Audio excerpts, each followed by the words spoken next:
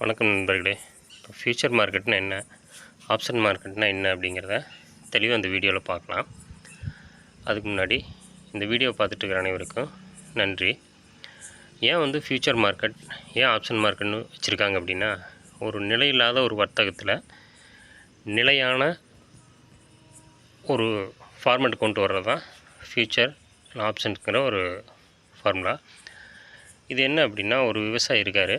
அந்த விவசாயி ஒரு தக்காளி விதைச்சி அதை அறுவடை பண்ணுறாரு. நம்மளுக்கு தெரியும், ஒரு 2 மாதத்துக்கு முன்னால் தக்காளி ஒரு 100 ரூபா இருந்துச்சு. இப்போ அந்த தக்காளி பார்த்திங்கன்னா கிலோ 10 ரூபா தான் போயிட்டுருக்கு. இந்த நிலையில்லாத தன்மை யாரை பாதிக்குதுன்னா, சில்லறை பாதிக்கும். அதே மாதிரி பையர் எப்படி பாதிக்கும் அப்படின்னா, இந்த தக்காளியை ரா மெட்டீரியலாக வச்சுட்டு இயங்குகிற மேனுஃபேக்சரிங் கம்பெனிக்கு தக்காளியோட நிலைத்தன்மை இல்லாத விலை நிலைத்தன்மை இல்லாதனால அந்த ஃபேக்ட்ரியை ரன் பண்ண முடியாது. அப்போ பையரும் செல்லரும் பாதிக்கப்படுறதுனால 2 பேரும் சேர்ந்து ஒரு அக்ரிமெண்ட் போடுறாங்க. அதாவது ஒரு கான்ட்ராக்ட் போடுறாங்க. மியூச்சுவல் அண்டர்ஸ்டாண்டிங்க்கு ஒரு கான்ட்ராக்ட் போடுறாங்க. அந்த கான்ட்ராக்டில் என்ன இருக்கும் அப்படின்னா, டேட்டு, ப்ரைஸு, குவான்டிட்டி இருக்கும். அந்த டேட்டில் அவர் என்ன ஆனாலும், இன்கேஸ் தக்காளி விலை ஏறினாலும் சரி, தக்காளி விலை இறங்கினாலும் சரி, அந்த பையர், அதாவது அந்த செல்லர், விவசாயி கட்டாயம் அந்த பையருக்கு கார்ப்பரேட் கம்பெனி கட்டாயம் கொடுத்தாகணும். கார்ப்பரேட் கம்பெனி கட்டாயம் அதை வாங்கி ஆகணும். இதுதான் அந்த கான்ட்ராக்டில் இருக்கும். கான்ட்ராக்டில் வேறு என்ன இருக்கும் அப்படின்னா, அதாவது டேட் அப்படிங்கிறது, ஒரு எக்ஸாம்பிளுக்கு நவம்பர் 25 ஒரு டன்னு கிலோ 30 ரூபாய்க்கு நான் தர்றேன் அப்படின்னு சொல்லி ஒரு அக்ரிமெண்ட்டில் இருக்கும். இதுக்கிடையில் அந்த செல்லர் என்ன யூகிப்பார் அப்படின்னா, சரி நவம்பர் 25 தானே, இன்னும் 2 மாதம் டைம் இருக்குது. அப்போ தக்காளி 20 ரூபாய்க்கு போயிடும். ஸோ நம்ம 30 ரூபாய்க்கு நம்ம கான்ட்ராக்ட் போட்டிருக்கோம், 10 ரூபா லாபம் அப்படின்னு சொல்லி ஒரு யூக அடிப்படையில் இருக்கிறாரு. அதே மாதிரி பையர் எப்படி இருப்பார் அப்படின்னா, நம்ம 30 ரூபாய்க்கு வாங்கியிருக்கோம், ஃப்யூச்சரில் இது 50 ரூபா போயிடும். அப்போ நம்மளுக்கு 20 ரூபா லாபம் அப்படின்னு சொல்லி அவர் யோசிப்பார்.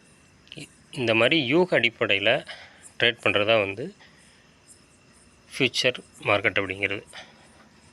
யூக வணிகம் தான் ஃபியூச்சர் மார்க்கெட். அடுத்த ஆப்ஷனுக்கு போவோம். ஆப்ஷன்னா என்ன அப்படின்னா, ஒருத்தர் ஒரு லேண்ட் வாங்கலாம் அப்படின்னு சொல்லி முடிவு பண்ணி திங்க் பண்ணுறாரு லேண்ட் வாங்குறதுக்கு. அது எப்படி திங்க் பண்ணுவார் அப்படின்னா, ஒரு 6 மாதத்தில் இந்த லேண்ட் 10 லட்ச ரூபா போகும் அப்படின்னு சொல்லிட்டு அந்த பையர் டிசைட் பண்ணுறாரு. அதனால் என்ன பண்ணுறாருன்னா, பையர் செல்லர்கிட்ட சொல்கிறாரு, நான் ஒரு 6 மாதம் கழித்து ஒரு ஏக்கர் 10 லட்ச ரூபாய்க்கு வாங்கிக்கிறேன் அப்படின்னு சொல்கிறாரு. அப்போ அந்த செல்லர் என்ன சொல்லுவார் அப்படின்னா, 6 மாதம் கழித்து நீங்கள் வாங்குறதுனால ஒரு ப்ரீமியம் எனக்கு நீங்கள் தர்ற மாதிரி இருக்கும், ஒரு 50,000 ரூபா தர்ற மாதிரி இருக்கும். இன்கேஸ் ப்ராஃபிட் வந்துச்சுன்னா நீங்கள் இது பண்ணிக்கலாம், இன்கேஸ் லாஸ் ஆகி நீங்கள் அதை வாங்கலை அப்படின்னா அந்த 50,000 உங்களுக்கு வராது அப்படின்னு சொல்லுவார். அப்போ அந்த லேண்டு சொன்ன மாதிரியே 10 லட்சம் போச்சுன்னா பிரச்சனை இல்லை. இன்கேஸ் அந்த 8 லட்ச ரூபா வந்துச்சு அப்படின்னா அந்த பையர் அதை வாங்க போகிறது கிடையாது. ஏன்னா 2 லட்ச ரூபா லாஸ் ஆயிடுவாங்க. அதனால் அதை வாங்க போகிறது கிடையாது. அவருக்கு சரி போனால் போய்ட்டு 50,000 தானே அந்த ப்ரீமியம் போயிடும். அதேமாதிரி செல்லருக்கு 1.5 லட்ச ரூபா லாஸு. ஏன் அப்படின்னா அந்த 2 லட்ச ரூபாயில் 50,000 இது வாங்கியிருப்பார், ப்ரீமியம் வாங்கிட்டார் இல்லையா, அதனால். அப்போ பையருக்கும் செல்லருக்கும் ரிஸ்க்கை கம்மி பண்ணுற வேலை தான் இந்த ஆப்ஷன் மார்க்கெட்டோட ஒர்க்கு. இந்த ஆப்ஷன் மார்க்கெட் பற்றி நல்லா புரிஞ்சிருக்குன்னு நினைக்கிறேன். நன்றி நன்றி நன்றி.